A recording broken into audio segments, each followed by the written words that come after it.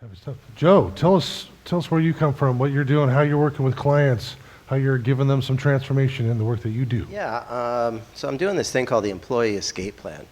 For the last, it's been about 15, 18 years now, I've been a sales and marketing consultant working with kind of the $500,000 a year company that wants to go to $5 million, and you really only can do that through, being more systematic and that kind of stuff. Back around, it was about 7, 8 years ago, I was invited to speak to a group of people that all had bachelor's, master's, and PhDs. There's 50 people in the room, and they were all unemployed. Every single one of them with this higher education, they were all unemployed. And so I was there to teach them sales training on how to go out and find a job. And a lot of them were not happy with the kinds of jobs that they were finding. And so at some point in my talk, I said, a dream job is not an entitlement. You're not entitled to it. Nobody owes you that. Nobody's like saying, how can I make Dan Fowler the most amount of money and give him a job that he enjoys? What? You're not thinking, what? With balloons and not your typical corporate environment, right? So I asked, how many of you would like to someday, one day, create your own dream business through entrepreneurship? And about 60% of the hands went up.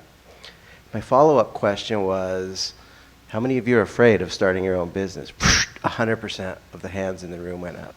And I was like, oh, this is America, the land of opportunity. And so I kind of went on this journey of, I had some revelation, jobs, unemployment solved by jobs.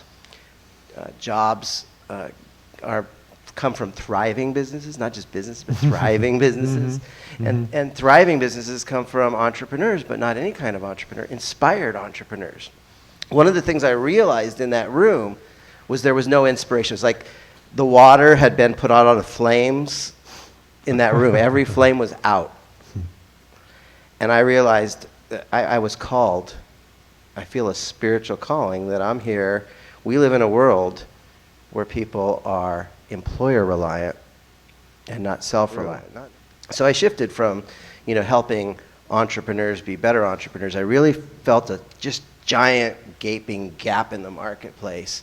A lot of people will teach you how to have a better career. A lot of people will teach you how to be a better entrepreneur. But nobody was really filling this gap of how to go from, that soul-sucking job and create your own business so you could actually have some freedom. So that's what really I'm all about.